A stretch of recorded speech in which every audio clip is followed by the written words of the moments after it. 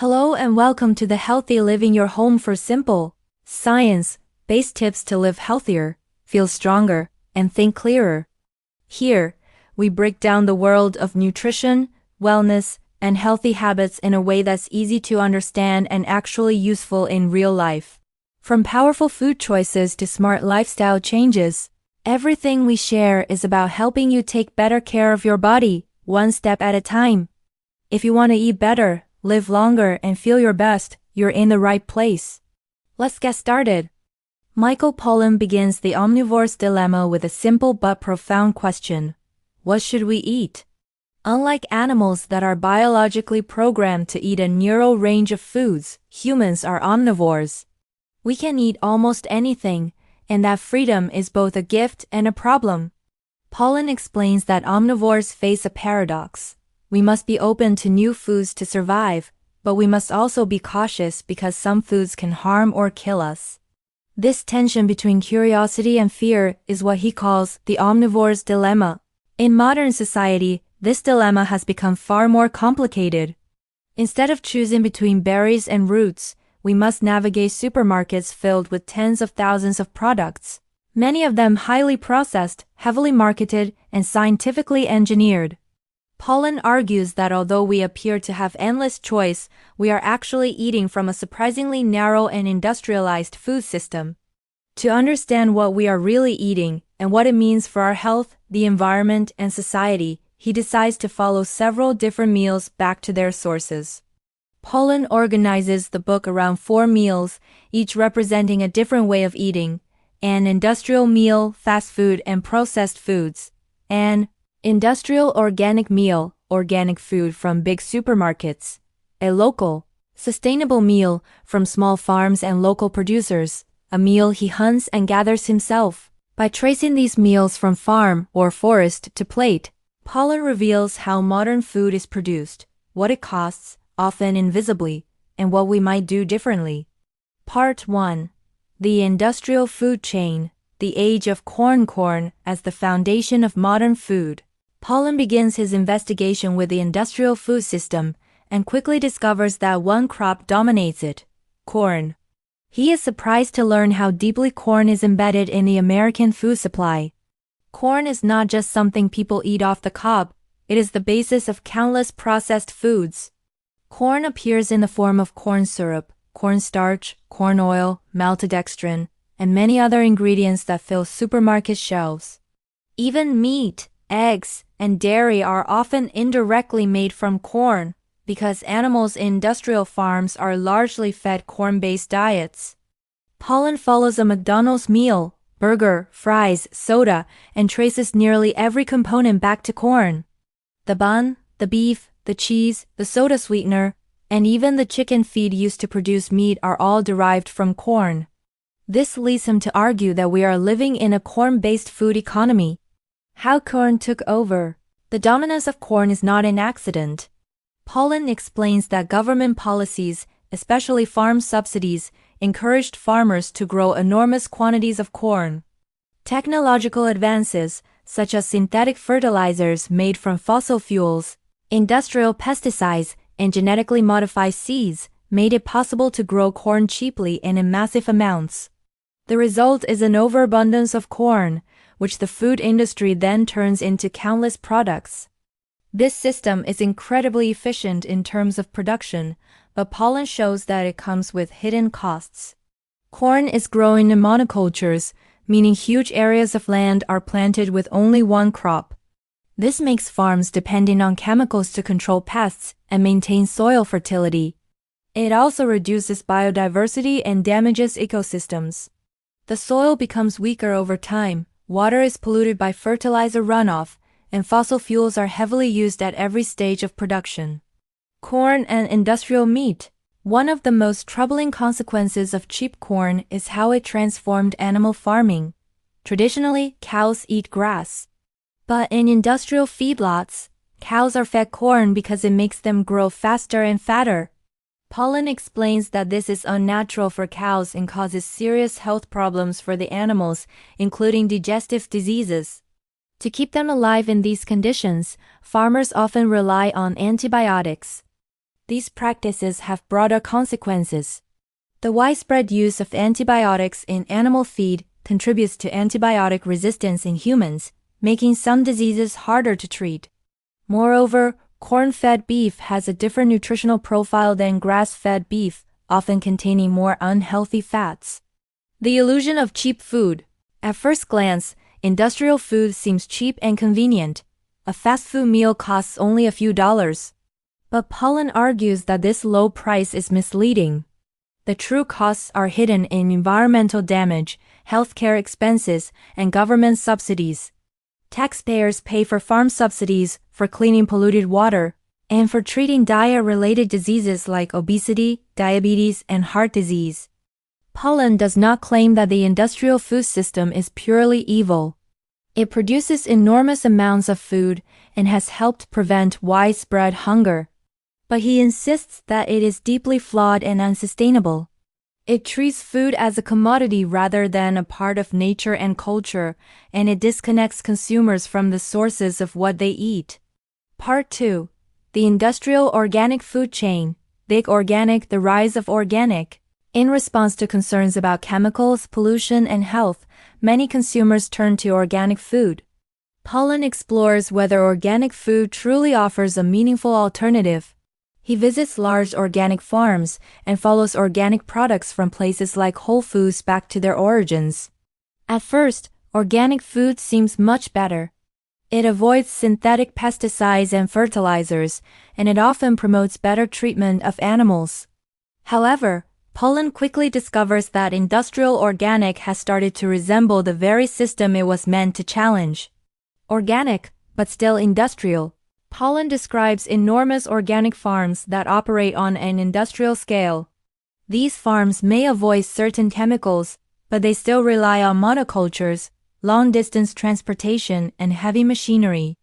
For example, he visits huge organic lettuce farms that use vast amounts of water and ship produce thousands of miles to reach supermarkets. This raises an important question. If organic food is grown far away, packaged in plastic, and shipped using fossil fuels, how environmentally friendly is it really? Animal welfare and organic labels. Pollan also investigates organic animal farming. While organic standards require better conditions than conventional factory farms, the reality is often more complicated. Some large-scale organic operations technically meet the rules but still confine animals in ways that seem far from natural. For instance, free-range chickens might have access to the outdoors, but in practice, they may never actually go outside. Pollan is not saying organic food is meaningless. He acknowledges that it generally reduces chemical use and can improve some aspects of animal welfare. But he argues that when organic becomes industrialized, it loses much of its original ethical and ecological spirit. Part 3.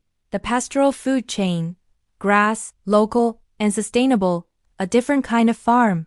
In the third part of the book, Pollan visits a small innovative farm, often identified as Polyphase farm run by Joel Salatin, though Pollan does not focus on the name as much as the system. This farm represents a local, sustainable, and ecological approach to agriculture. Here, animals are raised in ways that mimic natural ecosystems. Cows graze on grass, chickens follow the cows and eat insects, and pigs help clean up waste. Each animal plays a role in the farm's cycle. There are no massive inputs of chemicals, and very little is wasted. The soil becomes healthier over time instead of being depleted. The power of ecological thinking. Pollan is deeply impressed by this system because it treats the farm as a living ecosystem rather than a factory. Instead of forcing nature to obey industrial logic, this kind of farming works with natural processes. Sunlight grows grass, grass feeds cows, cows fertilize the soil, chickens control pests, and the cycle continues. This approach challenges the idea that food must always be cheap and abundant at any cost. The food produced here is more expensive and less convenient, but it is also more sustainable, more humane, and often more nutritious. The local meal. Pollan decides to eat a meal sourced entirely from this kind of local system. He describes the experience not just in terms of taste, but in terms of meaning. Knowing where the food came from, who raised it, and how it was produced changes the entire experience of eating. The meal becomes a connection to land, people, and natural cycles. However, Pollan is honest about the limitations. This kind of farming cannot easily feed everyone in the same way industrial agriculture does, at least not without major changes in how people eat and how society is organized. It requires more labor, more land, and more involvement from consumers. Still, Pollan suggests that this model points toward a more balanced and responsible food system, one that values quality, sustainability, and relationships over pure efficiency. Part 4. The personal food chain, hunting and gathering, taking responsibility for a meal. In the final section, Pollan pushes the idea of food responsibility even further. He decides to create a meal almost entirely by hunting, gathering, and growing it himself. This includes hunting a wild pig, gathering mushrooms, harvesting vegetables, and preparing everything from scratch. This is not just an adventure story. Pollan uses this experience to explore the ethical questions around killing animals for food. Many people are uncomfortable with the idea of killing an animal, yet they eat meat without thinking about where it comes from. Pollan argues that this distance makes it easier to ignore the moral weight of eating animals. The ethics of eating animals. By hunting his own meat, Pollan confronts the reality of death in the food chain. He does not romanticize it. He describes the fear, responsibility, and seriousness of taking an animal's life. But he also argues that acknowledging this reality can lead to a more honest and respectful relationship with food. He compares this to industrial meat production, where animals are killed out of sight, in massive numbers, and often in poor conditions. In that system, consumers are shielded from the moral consequences of their choices. Pollan does not claim that everyone should hunt. Instead, he suggests that people should think more carefully about the lives behind their meals and consider eating less meat, but better meat raised or obtained in more humane and ecological ways. The forager's dilemma. Pollan also explores the world of wild foods, especially mushrooms. Foraging brings back the original omnivore's dilemma. Some mushrooms are delicious, others are deadly. This highlights how modern people have largely lost direct knowledge of nature and now rely on experts, labels, and systems to tell us what is safe to eat. Foraging, like hunting, reconnects people to the natural world and to the ancient human role of being both predator and participant in ecosystems. The broader message: what should we eat? By the end of the book, Pollan does not give a simple rule like never eat this or always eat that. Instead, he offers a more thoughtful philosophy of eating. He suggests that we should eat less processed food, pay attention to where our food comes from, support farming systems that are sustainable and humane, eat less meat, but better quality meat, cook more, and eat more meals together.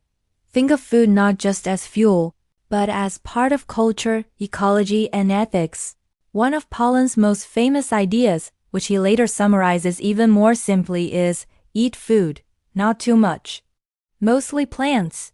In The Omnivore's Dilemma, he shows the deep reasoning behind his advice. Conclusion. Reclaiming the meaning of food, The Omnivore's Dilemma is not just a book about nutrition. It is a book about how modern society relates to nature, animals, and itself. Pollan shows that the way we eat shapes landscapes, economies, bodies, and cultures. Every meal is the result of a long chain of decisions by farmers, corporations, governments, and consumers. The industrial food system offers convenience and abundance, but at high environmental, ethical, and health costs. Organic food improves some things, but when it becomes industrialized, it can lose its deeper purpose. Local and sustainable farming offers a hopeful alternative, but it requires changes in how we think about food, time, and money.